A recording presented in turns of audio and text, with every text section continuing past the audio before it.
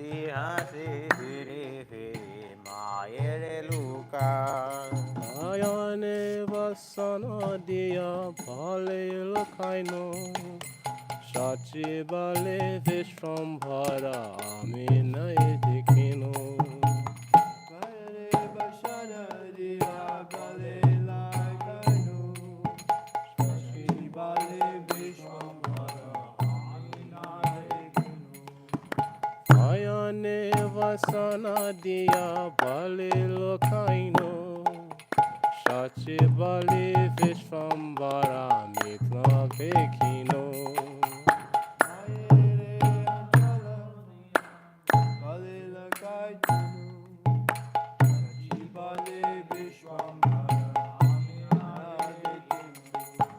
Mayera anchala dhari chanchala charane. Nachya nachya yaya kanjana gamane. Mayera anchala dhari chanchala charane. Nachya nachya yaya kanjana gamane. Mayera anchala dhari chanchala charane. Nachya nachya yaya kanjana gamane. Mayera anchala dhari chanchala charane. Nachya nachya yaya kanjana gamane. Vasudeva Ghosha kahe aparupa shobha. Vasudeva Ghosha Apurva shobha. Vasudeva Ghosha kahe aparupa shobha. Vasudeva Ghosha kahe apurva shobha. Shisha rupa dekhi hai jagamana lobha.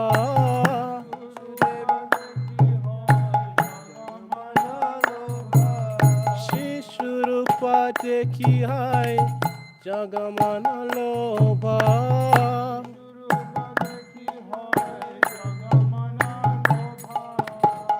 Shashire anganai nache vishvambhararai. Hashi hashi firi firi mayere loka.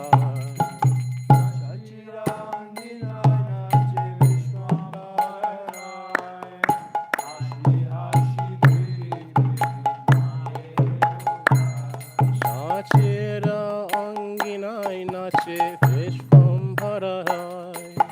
Hashi hashi firi firi mayere lokai.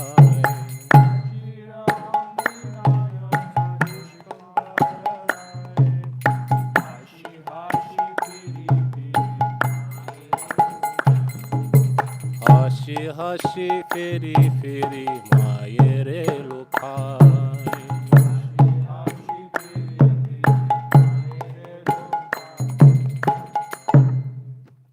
Okay, Jai. So, there's not too many bhajans that I've found, especially on KK songs, by Sri Vasudeva Ghosh. But again, this is one of the really nice ones I found. This was I got a lot of tracks from Mitharan Prabhu, and I haven't gotten through all of them. So sometimes it's nice just to put it on shuffle. And this came up, I think, about a week ago. It was sung by Bhakti Charuswami Maharaj. Yeah, very sweet bhajan. So it's very sweet. So, anyways, I really wanted to sing that today. So just to speak a little bit on Sri Vasudeva Ghosh, that being his divine disappearance day. He's described as being one of the immediate expansions of Sri Mati Radharani, and again, one of three brothers. His brothers being, I believe, Madhava, Sri Madhava Ghosh, and Sri Govinda Ghosh, all of whom are like expert singers. And Sri Nityananda Prabhu really loved their singing. He would dance ecstatically as they sing. Now, this is reference here, I have it. It's reference in Chaitanya Bhagavat, final canto, towards the middle, I guess, of the last chapter, of course, which I am very far from reading, but I will read just a little bit from that because the descriptions are very nice. Excuse me. So it's described here. This is, I'll just read.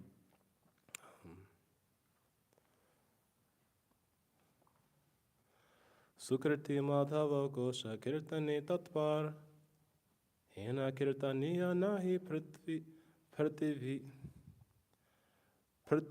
pitar.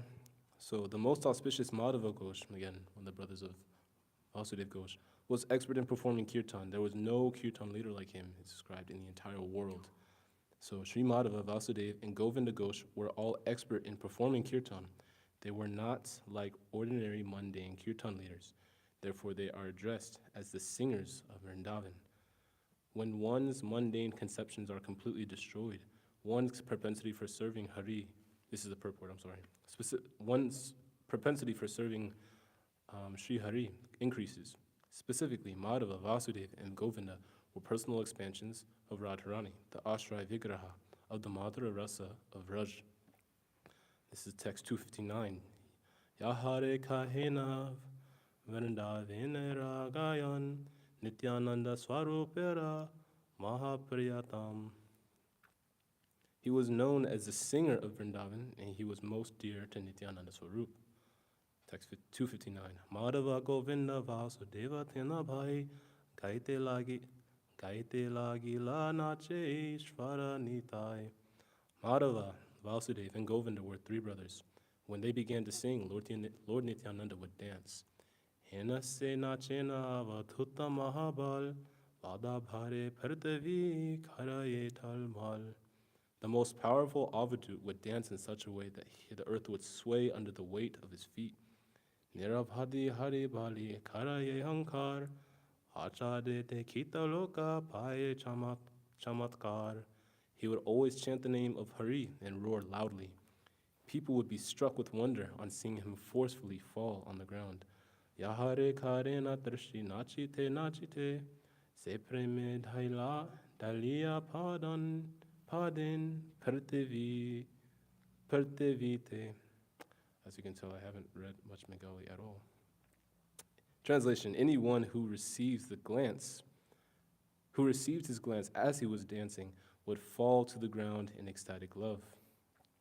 So, Paripurana, this is the last one, 263. Paripurana prema rasa maya nityananda sangsaratarite karilena shubharambha. Lord Nityananda, who was filled with the mellows of ecstatic love, now began his auspicious task of delivering the entire world. So as we know, and it's described in the purport, Sri Nityananda began his auspicious task of delivering the people of this world by distributing ecstatic love of God. He personally demonstrated how one can fully surrender to the service of the Supreme Lord so that one can attain perfection in devotional service. So we see that these three brothers were very close, intimate associates of Lord Nityananda Prabhu, and he very much appreciated their expert singing, as I'd stated. There's a couple other, like I said, bhajans that are listed on KK songs by Vasudeva Ghosh. I think there's 9 maybe total, but across the three brothers, mainly they've composed songs describing childhood pastimes, like the one we just sang of Lord Chaitanya Mahaprabhu, and then also glorifying him. Of course, it's all in glorification of Lord Chaitanya Mahaprabhu, glorifying also when he took sannyas. So there's that. So that's all I'll speak on Shri Vasudeva Ghosh. So Shri Vasudeva Ghosh ki jai. Okay, now I'm speaking on Bhagavatam, Canto 3, Chapter 14, Text 32. Somebody could pull that up. Does anybody have their phone? Nobody has their phone. I have references on there. I'm sorry. Anyways, I can pull it up in the meantime. So, in the meantime, I'll pull it up. But ideally, he'll need his phone. Yeah, you do. That would help a lot. All right, so have it here. All right, that's pretty small. It's okay. It's not okay because I can't see it either. Looks like that's the zoom button. 200. Yeah, definitely. Hare Krishna. Okay. Atha. Atha. Oh, I'm sorry. Om Namo Bhagavate Vasudevaya. Om Namo Bhagavate Vasudevaya. Om Namo Bhagavate Vasudevaya. Om Namo Bhagavate Vasudevaya. Om Namo Bhagavate Vasudevaya. Om Namo Bhagavate Vasudevaya. Okay, now reading from Canto 3, text. Chapter 14, text 32. Atha atha upaspṛśya upaspṛśya salilam salilam prāṇān prāṇān āyamya āyamya vāk-yataḥ vāk-yataḥ dhyāyan jajāpa virajam brahma jyotiḥ sanātanam athopaspṛśya salilaṁ athopaspṛśya salilam prāṇān āyamya vāg-yataḥ prāṇān āyamya vāk-yataḥ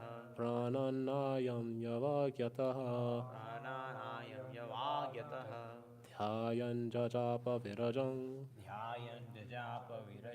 dhyāyañ jajāpa virajam brahma jyotiḥ sanātanam brahma jyotiḥ sanātanam brahma jyotiḥ sanātanam brahma jyotiḥ sanātanam athopaspṛśya salilam athopaspṛśya salilam prāṇān āyamya vāk-yataḥ prāṇān āyamya vāg-yataḥ dhyāyañ jajāpa virajam dhyāyañ jajāpa virajam brahma jyotiḥ sanātanam brahma jyotiḥ sanātanam athopaspṛśya salilam athopaspṛśya salilam prāṇān āyamya vāk-yataḥ prāṇān āyamya vāg-yataḥ dhyāyañ jajāpa virajam dhyāyañ jajāpa virajam brahma jyotiḥ sanātanam. brahma jyotiḥ sanātanam. Please repeat. Upaspṛśya salilam. athopaspṛśya salilam Prāṇānāyamya vāg-yataḥ.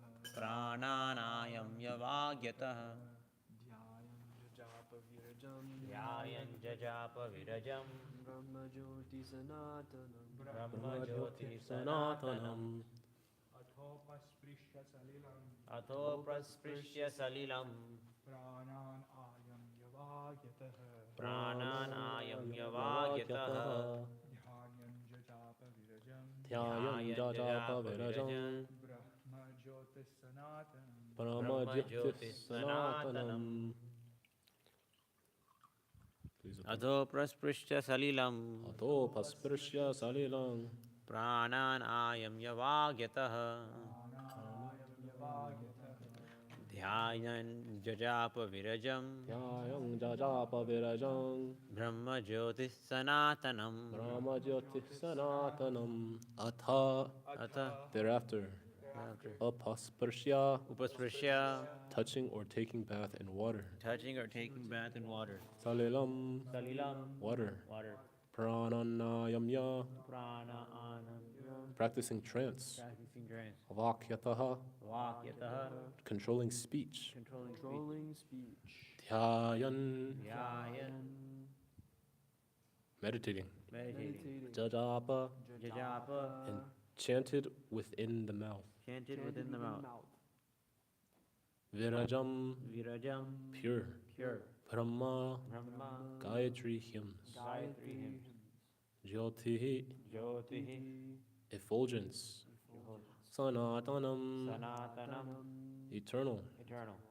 translation and purport by His Divine Grace A.C. Bhaktivedanta Swami Srila Prabhupada Ki. Jai.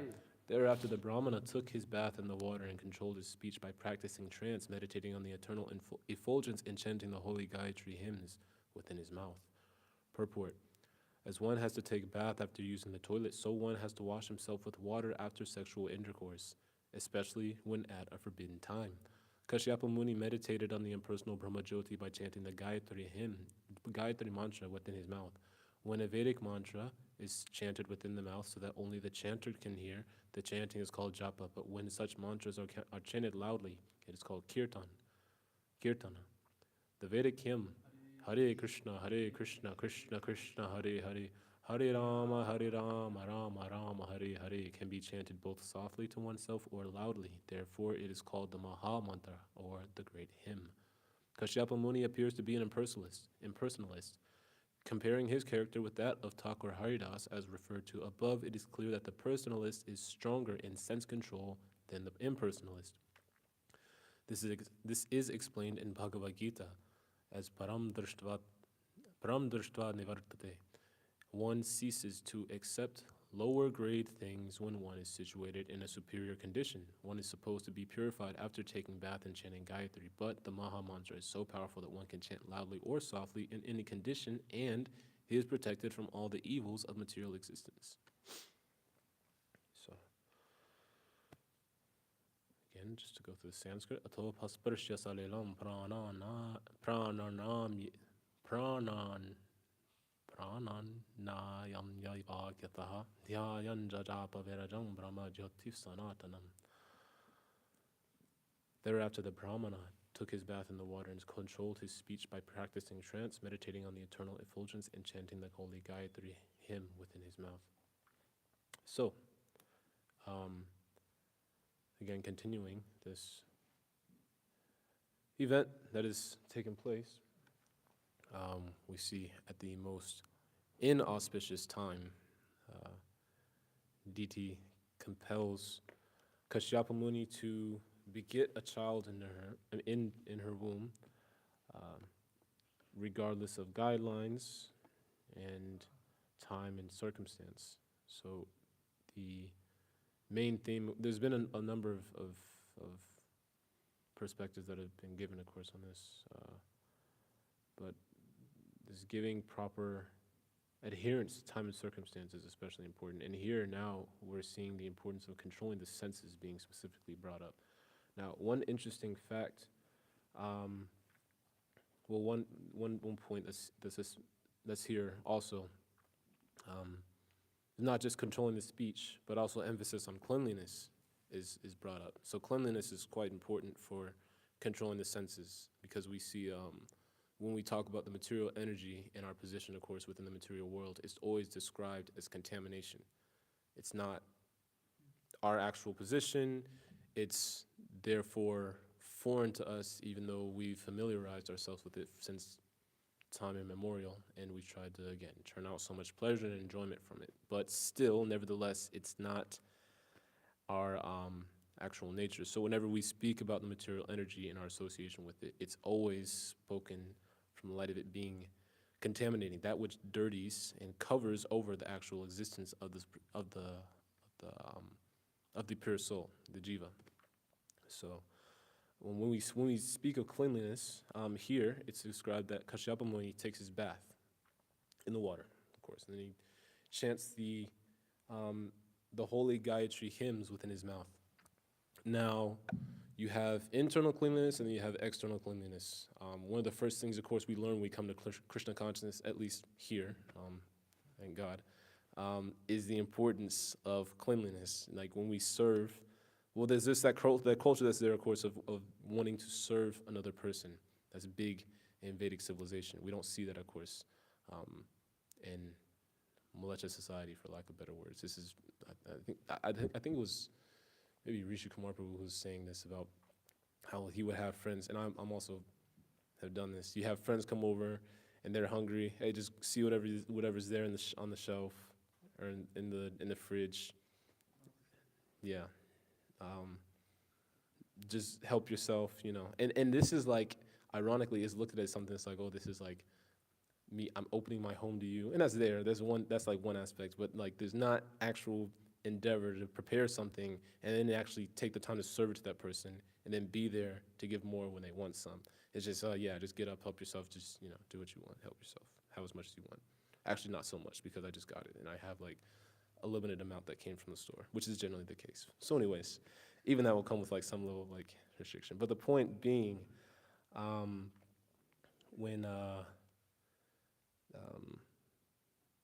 in Vedic society, again, or at least again, coming to Krishna consciousness, cleanliness is one big thing. When we come here, for example, you want something, like the first like thought that comes to your mind is like, I'm gonna get up and get some more, and like we'll see like everything erupts. It's like like everything will stop. It's like somebody wants to get up and like try to take more prasad. It's like, wait, stop! Somebody will serve you. Like just like relax. And of course, it's like on one hand, it's just that aspect of like we're servants and we want to serve, especially our guests that come through. But the other big part is cleanliness, because obviously if this person goes back and then serves himself. Yeah, exactly. Everything is like finished. It's like you're gonna get that person's consciousness if that dish goes back around. So that's a huge part, because again, this contamination on the consciousness can happen as a result of that when that cleanliness isn't adhered to. So there's a pretty big emphasis on external cleanliness that we especially see, but we have to understand that the importance of the external cleanliness comes in relation to being clean internally, because it's not, I mean, obviously it's like, okay, like if we have a guest who's coming, they're not practicing, we don't know what they've been doing today. Chances are, depending on how far the day has progressed, they might have passed stool. They probably didn't take a shower, because most people don't do that. So it's like, you don't, there's a number, like there's also that factor. You don't want them like going around just like touching stuff. We won't we won't let somebody just come we don't just let anybody just come in the kitchen, for example, and start just looking around and touching stuff, just contaminating everything. Is one thing, and I try to be like really conscious of this too. Like, obviously we're trying to get the property sold. People will come through, they want to see the kitchen. That's an appealing aspect of the property. But I always try to like watch their hands. Like, I'm like, you can step in and like look around, but it's like, I always want to make sure they don't touch anything. Because of course, this is like, when you're cooking, when you're doing any sort of activity for Krishna, it's meant to be clean, completely and totally clean, because Krishna is clean. It's one of his qualities. And when you're trying, when you're performing service to the Supreme Personality of Godhead, it's incredibly important that you're doing it in the proper consciousness. So that's internal cleanliness, and of course also in a clean environment as well, depending on the activity. So especially for something like cooking, which has been one of the main, at least one of the bigger points that Chandan Acharya Prabhu made in this Prasadam standards seminar that which he gave, which was really nice. And that point's come up before, multiple times. Not cooking in such a way that we dirty up the environment that which we're supposed to be serving Krishna in. So, again, this cleanliness is really important. Now, we see though that, again, the larger point I'm wanting to make is emphasis on internal cleanliness over anything. We can see that people who are actually internally clean, they're pure, there is no material contamination, they can remain unaffected by external circumstances. And you have multiple cases like that. You have Jud Bharat, is the first one that comes in the mind.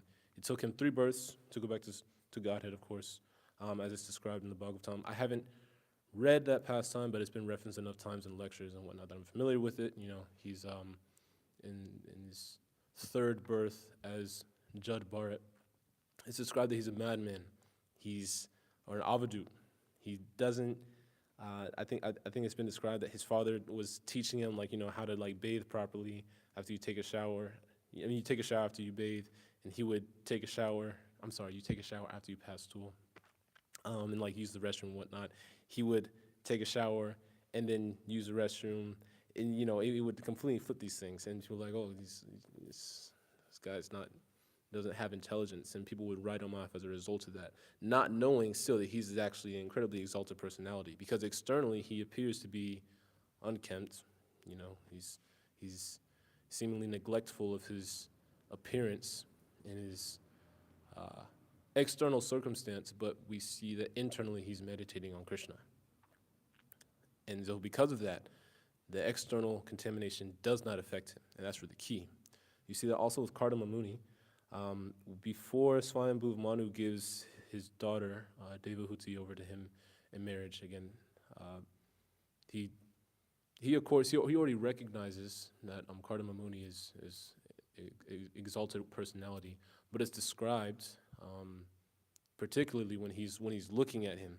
It's like I believe it's like a fire it's covered with smoke. And when you see, like, for example, a fire, it's like covered by smoke. It appears, obviously you can still understand that there's fire in there, of course, but the heat that's emitting from that fire that's ongoing. But the smoke isn't something that's like so like appealing visually. And generally, like, it gets in your eyes. It's like it's not something you want to like look at and associate with. So if one similarly is not able to look past that external appearance, they will miss the actual platform that of which one is situated on. So anyways, with Kaśyapa Muni, it's described that, again, because he was practicing these austerities, and this is prior to him having Devahuti handed over to him. He's engaged in these austerities. He's not like maintaining himself, so even though he's dirty, he's still able to perform devotional service without getting contaminated as a result. So another case we also see, he's not spoken about, at least extensively, in the Bhagavatam, but the first son who assumed the throne after Dhruva Maharaj leaves and goes to the forest to execute austerities. His son Utkala takes the throne after him, and he's also very much like Jadbard. It's described in one of the purports. You can pull up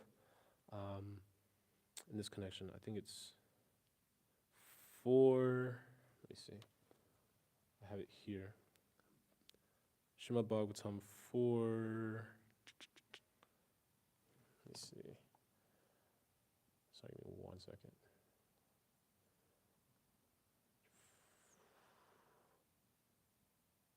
I want to say it's chapter. Actually, it doesn't matter because it's a really brief point, actually, so it's okay. Basically, in the purport, after it's describing that Utkala takes the throne, it's described that he comes he takes birth, but he's already cognizant of the Supreme Lord, and he's unfazed and not concerned, and feeling or motivated really to operate or to act as a king, emperor of the entire world, because he's only concerned with self-realization. And we see that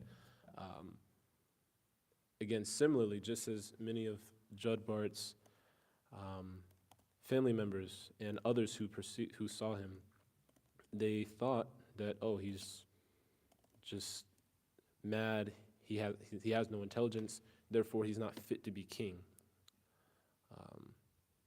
Despite the fact that we understand the Mahabhagavata is always more than qualified to act in any position. It's described here, so I pulled it up. You don't have to pull it up, but it's, I guess, yeah, you can. Bhagavatam, Canto 4, Chapter 13, Text 7. It's a nice description here. So, from his very birth, Utkala was fully satisfied and unattached to the world. He was equipoised, for he could see everything resting in the supersoul, and the supersoul present in everyone's heart. Now, the next you can go to the next verse. By expansion of his knowledge of the Supreme Brahman, he had already attained liberation from the bondage of the body. This liberation is known as nirvana. He was situated in transcendental bliss, and he continued always in that blissful existence, which expanded more and more. This was possible for him by continual practice of bhakti yoga, which is compared to fire because it burns away all dirty material things. So emphasis on that, on it being able to burn away all dirty material things. So therefore, even if one is in what might look like some dirty conditions, they can still execute this pure devotional service. He was always situated in his constitutional position of self-realization, and he could not see anything else but the Supreme Lord and himself engaged in discharging devotional service.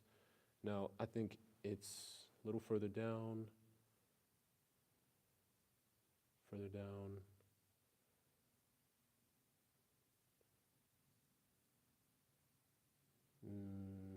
never mind, so don't worry about it. Maybe it's in the next purport, but Prabhupada basically makes the connection between him and also sharing that same likeliness, you could say, to Jud Bharat, or same situation, you could say, to Jud Bharat.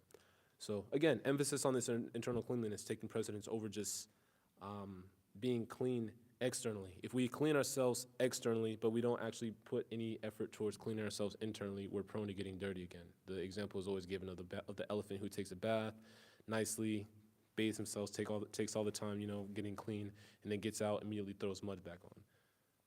Didn't actually, didn't correct similarly, we can see that people who go and might be attracted to different dhams, for example, or holy places. They're interested in going and cleansing themselves of sin, or to performing some sort of activity that is, in some sort of Vedic sacrifice, maybe to purify themselves. But then that seed of sin from which the action, that caused that action to take place, doesn't actually get rectified. So that's a big thing. In this connection, the importance of that is especially described in, you can pull up Bhagavatam, Canto 1, Chapter 17, Text 24. This is correspondence between the bull and the cow, of course, describing Kali Yuga, basically. So you can go to the Sanskrit.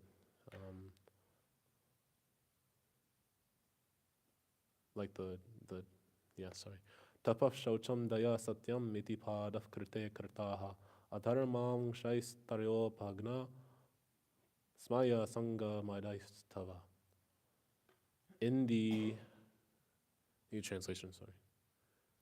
In the age of Satya, or truthfulness, your 4 legs were established by the 4 principles of austerity, cleanliness, mercy, and truthfulness, but it appears that 3 of your legs are broken due to rampant irreligion in the form of pride and lust for women. So the deluding energy or material nature can act upon the living beings proportionately in terms of the living beings falling prey to the deluding attraction of Maya.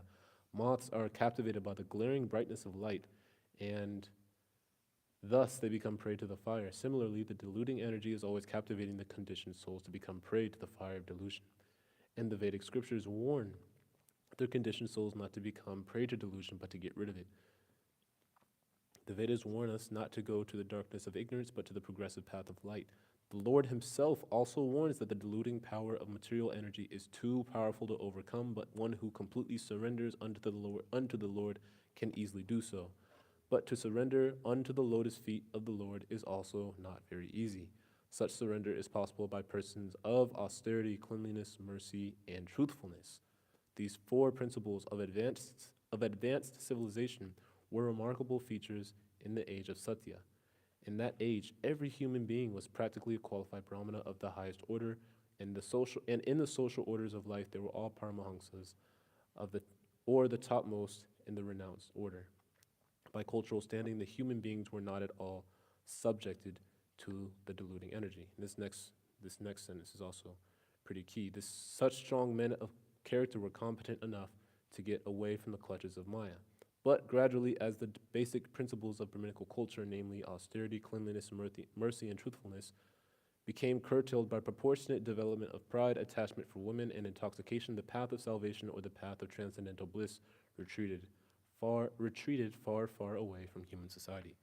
So we see especially that this, again, after engaging in this act of sex with deity, contamination comes. So we also see, again, that when that attachment is there for women, it's not just, the consciousness, of course, is also, it can't possibly be clean. Not that it can't possibly be cleaned, but if one has this excessive attachment to the opposite sex, that planning is, the inspiration will always be there to actually force them to act on the sinful activity. I found, this was in Brahmacharya and Krishna consciousness.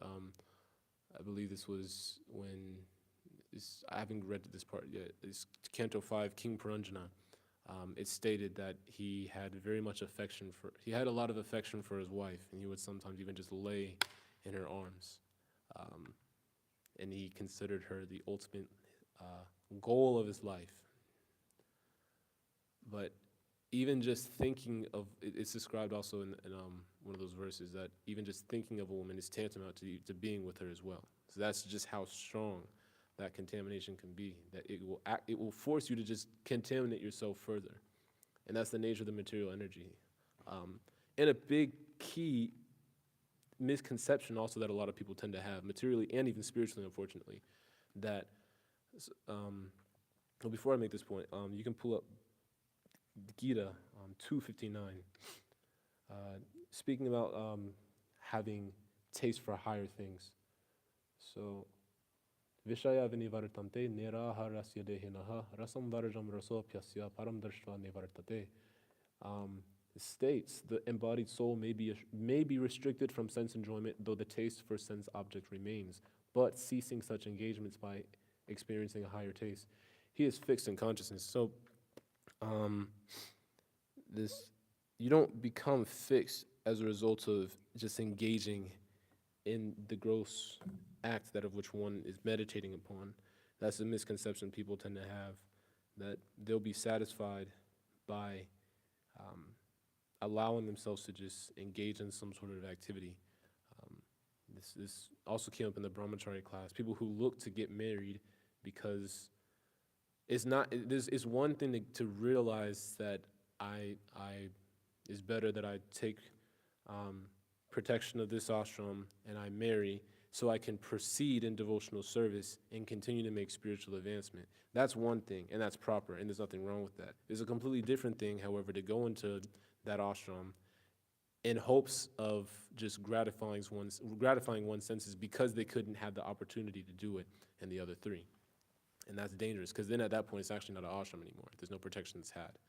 So that's a big misconception that by going and engaging in an activity, I will ultimately cleanse myself of the propensity to want to engage in that. It doesn't work like that. At least in order to get purified, of course, one has to do so in a regulated manner, not that I will go and just indulge, and then, okay, I'm ready for sannyas now. It doesn't work like that. It's just not that. That's not how the ashram works. But the thing we see also in people who want to enjoy, not like in the material world, and I say it's not in the sense of like trying to denigrate or speak down, because again, I haven't even been in devotional service that long, also coming from a very similar position not too long ago. But when one wants to enjoy in the material world, and they want to prolong that enjoyment, we see that maybe you would think like somebody might be attracted to a person of the opposite sex, and it's like, oh, I just one time, and then I'm satisfied. But it never actually ends up working like that. We said that the person usually ends up becoming like a dog at the person's heels. It just doesn't work. Because again, that internal cleanliness isn't present. Another interesting thing I thought about in this connection is that the mind is so dirty, especially before you come into Krishna consciousness. Your idea of trying to keep it clear is, you don't have a conception of what it actually is like have a clear consciousness, have a pure consciousness. Like, oh, I just want to clear my mind, or I want to put my mind on something else that is like seemingly better, but it's not better actually. And again, not to be crude, but anyways, when for example, that I'm sure people have heard this, sometimes when there's on the subject of wanting to enjoy with the opposite sex, some people say, well, you can enjoy longer if you think about something else. Like, well, I'm going to think about baseball while I'm engaging in this act of sex, so it takes my mind off, and therefore I can enjoy longer. Has anybody heard things like that? Yeah, because you're thinking that, well, if I don't meditate on this activity right now and I put it on something else, then I won't become so absorbed in it and basically like lose myself. It's stupid. It's complete and total nonsense. Because at some point, anyways, the enjoyment is going to come to an end. You're just trying to stretch it just as much as you possibly can. And you're thinking by replacing one contamination with another contamination, this will fix your problems. But it ultimately doesn't, because it's nonsense. And that's the whole thing. Everything in the material world, ultimately, it's all nonsense. But the point is that, again,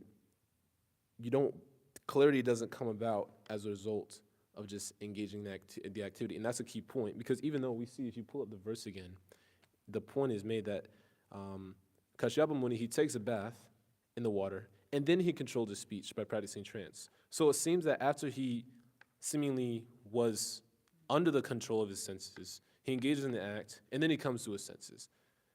So, but we can't use that to basically support that, yeah, so basically if I just enjoy, then I'll, I mean, that's there, that's there, that the whole point, one will go into marriage, they'll experience it and see that, okay, this isn't where I need to be, this isn't suffering, this isn't suffering, this isn't the goal of life, this isn't the ultimate aim, I shouldn't stay here. So that's there, that's proper. But again, that conception is had and maintained by, or comes about as a result of practicing properly, not just whimsical, like falling victim to the senses and whatnot. So, so that's there. Again, this is also something people will say that after the end of my enjoyment, it's like then I come to my senses. I'm just substituting that for other words, but you get the point. But the thing is that you don't actually come to your senses, because you still want to then go delude yourself by the same source of enjoyment again, or false enjoyment. So anyways, the Prabhupada makes an interesting point in the purport about personalists and impersonalists. He describes that Kaśyapa Muni, this was a topic in previous class, I believe, about whether or not Kaśyapa Muni is a personalist or impersonalist. He says here, of course, he's described, it appears that he appears to be an impersonalist when you compare his character with that of Thakur Haridas as referred to above. It is clear that the personalist is stronger and sense controlled than the impersonalist. So you can have brahmanas who are, you can have a brahmana who's a impersonalist, but you see that even though they're on that Brahminical platform, where again they're practicing austerity, there's cleanliness, there's truthfulness, there are these necessary qualities that are there and that are conducive for practicing spiritual life. That doesn't necessarily mean one will actually take the devotional service. So just being situated in Brahminical culture alone is not enough to actually save one, and that's another big thing that we see here in this pastime. It's stated it's stated that he's meditating on the eternal effulgence again, Brahma Jyoti, impersonalist, and he's chanting the holy Gayatri hymns, which are he's chanting this within his mouth. And again, we understand that the spiritual master, he gives when the Brahminical initiation is given, the Gayatri mantras is given, and for what reason? It's to purify one, purify them, and ultimately elevate them to the Brahminical platform.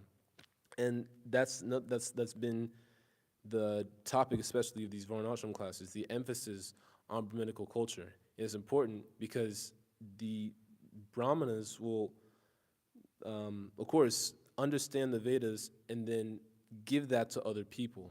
And unless one is situated on that platform, Prabhupada says one actually won't be able to understand the Vedas.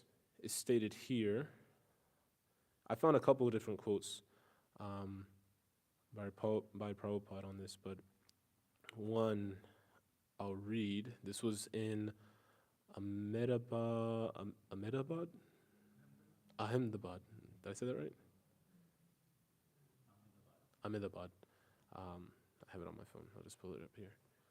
He basically says, But the Gayatri Mantra is the beginning of Brahminical culture because without attaining the Brahminical qualification, nobody can understand Vedic literature. Therefore, a Brahmana initiated, he's given the Gayatri Mantra. So that is required. So it's pretty big emphasis on Brahminical qualification. But again, we still see that in this pastime, that actually doesn't, that's not the end-all be-all. Why? Because it's actually still, it's conducive, but just as how we see the mode of goodness is conducive for practicing spiritual life, it doesn't mean that it's the end all be all. It's still a material contamination. And that's the thing, is that this is still a material designation, and it won't elevate one, that alone won't elevate one to pure devotional service. So that's a pretty big thing that we see here. And there's a reason, essentially, that we see that. Even if one takes Brahminical initiation, it's not that somebody becomes a Brahmana and then they're also prescribed that they chant the mahā-mantra any less, or just like not at all. It's still described as the mahā-mantra, for example, because it's still described, Prabhupada says here, the mahā-mantra is so powerful that one can chant loudly or softly in any condition, and he is protected from all the evils of material existence. So purity is one thing, but and of course it's important, but we see that there's even gradations within that. Despite chanting this Gayatri Mantra, we see that Kaśyapa Muni still was not actually purified of the lustful tendency, and because of that, he fell victim to deity's allurement. So that is a pretty big thing there. So again, we should understand that these all these different things that might be conducive for our practice and that we can use, we should be careful what we actually take shelter of, because we might think that I'm practicing this and I'm on this platform and I've been doing this for so long, but if we don't take shelter of Krishna and his devotees, ultimately we're always, even if we don't properly take shelter and actually surrender, then it's a very hard thing to do, especially coming from whatever backgrounds might have come from. We're always still prone to basically falling back into the same situations. Again, the same examples given, at least in connection with this propensity of the living entity to fall victim to the material energy, of the sparks of the fire versus the fire itself. The spark of the fire can get swept away by the wind. So similarly, we can always get carried away by the diluting material energy, unless we actually take shelter and surrender. So that is a really key thing. It's 7 o'clock, so I guess we're going till 7:15? Okay, so I'll open up for questions, comments, corrections, concerns, chastisements, if there are any.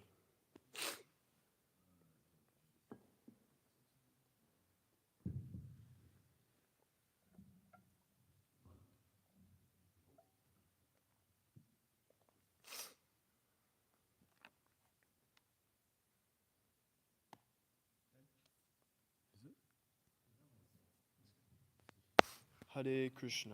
So,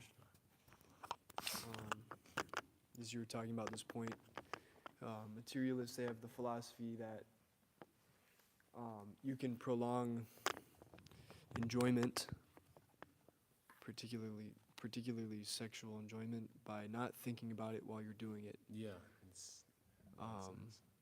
that could be applied to so many things.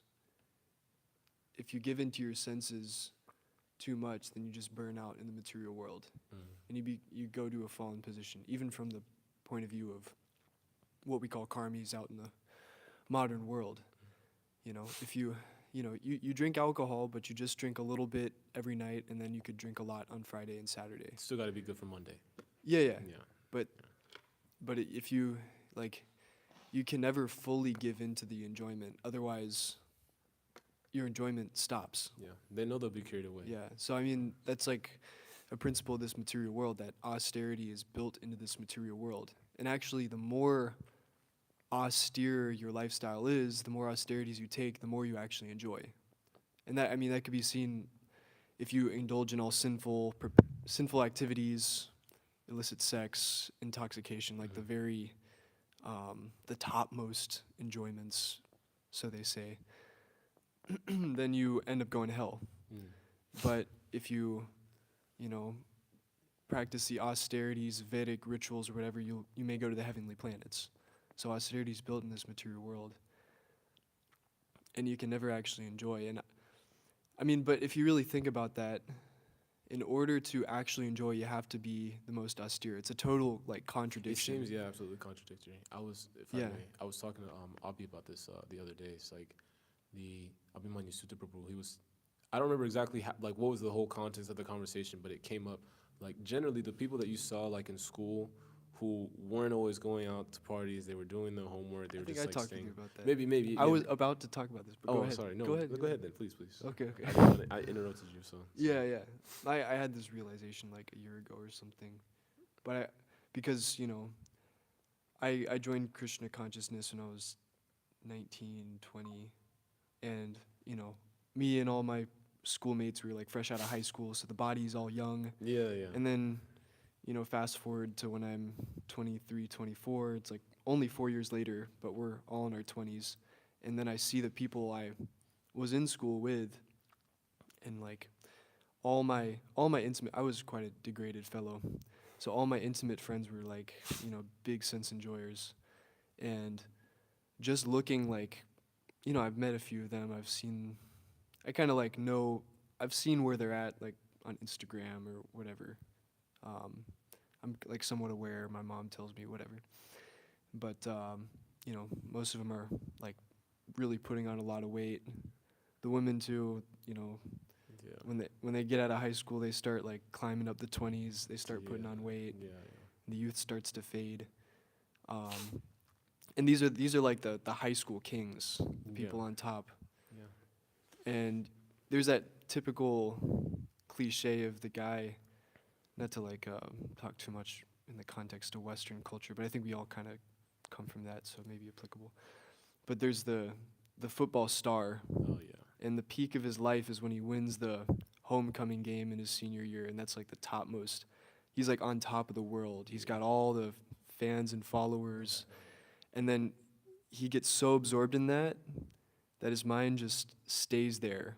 Everybody else gets older, but he's just always going to the bar and I won the football championship in 2001. Yeah, it's and now he's some fat alcoholic. Or probably a football coach because he still wants to try to relive that dream. Yeah, exactly. Through all the players. We were talking about that before actually. Me and Navani Hoda Prabhu.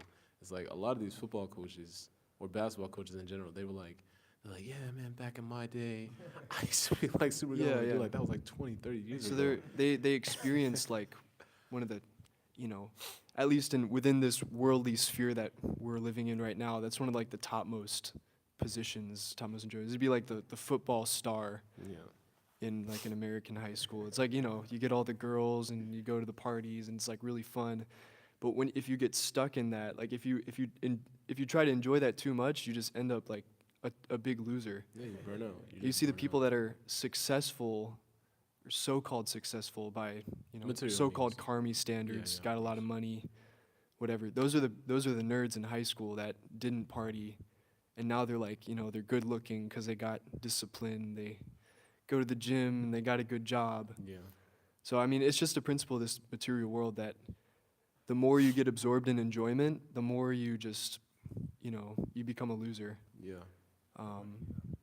So in order to enjoy in this in order to so-called enjoy in this material world, you shouldn't enjoy. Yeah, it's ultimately this delayed sense of gratification. Yeah. It's just a big contradiction. Just this material enjoyment is completely useless. Yeah.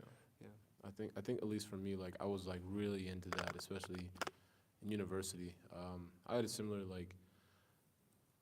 realization. I mean, I remember I spoke to my dad and I was asking him okay, you had friends in university and in high school, how many of them do you talk to now? And it just always seems to be a common trend. It's people that you hung out with and talked to, you only talked to for because that was just your situation and you guys went to the same school, might have played the same sport, same club or something like that. But pretty much like the minute that base like sense gratificatory like activity fades, there's nothing left, and then there's like the connection that was there is just like pretty much like gone for most people. At least they don't always like keep in contact.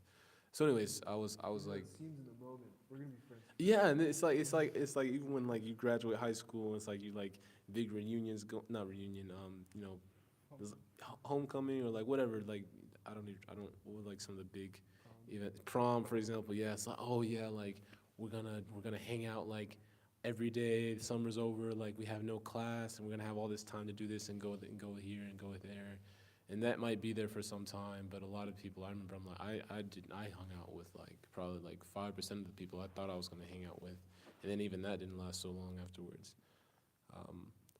So, anyways, I remember like thinking to myself, I'm like, okay, I'm hanging around these people now, like in university, and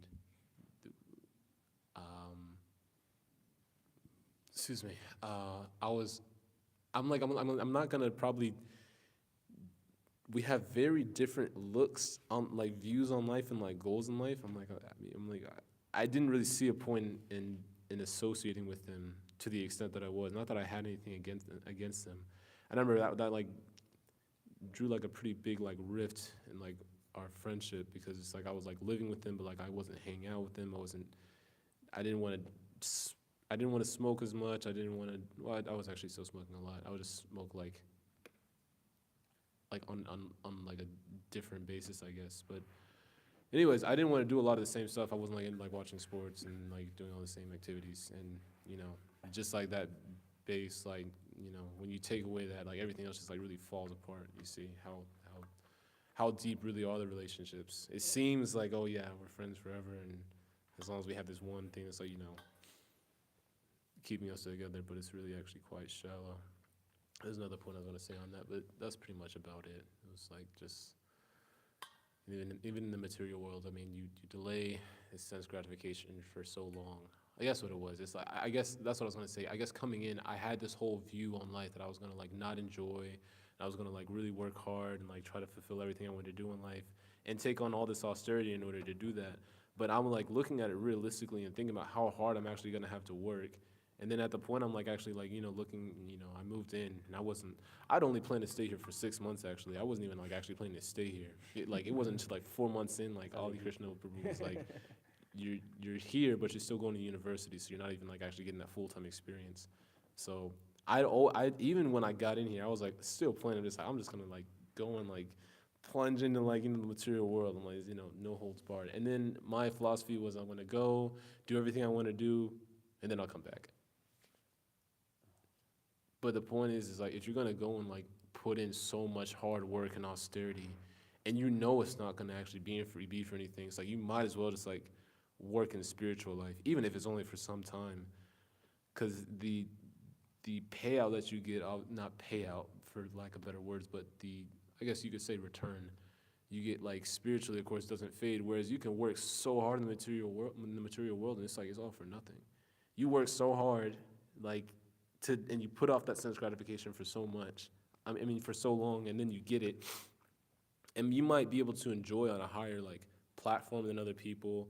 So okay, I don't have a job. I have this business, and so therefore I have more time. So therefore I can go. You have to drink only on the weekdays. I get to drink every day. It's like, or you get to travel when they say you can travel. I get to travel whenever I want to.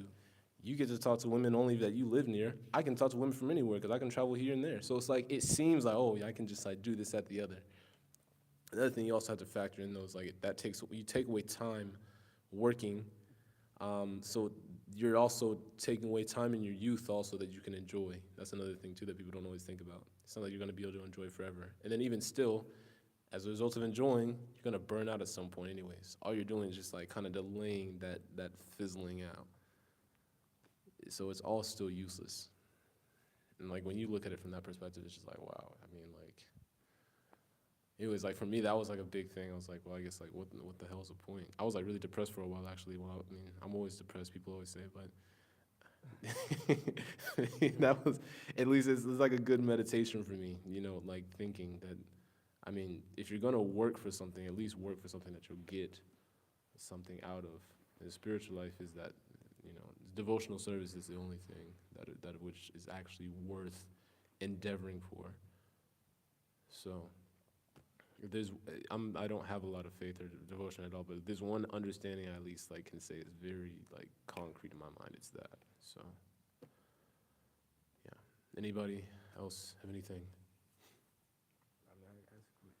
Do you think that overemphasis of external cleanliness is can be have a counter effect on Krishna consciousness?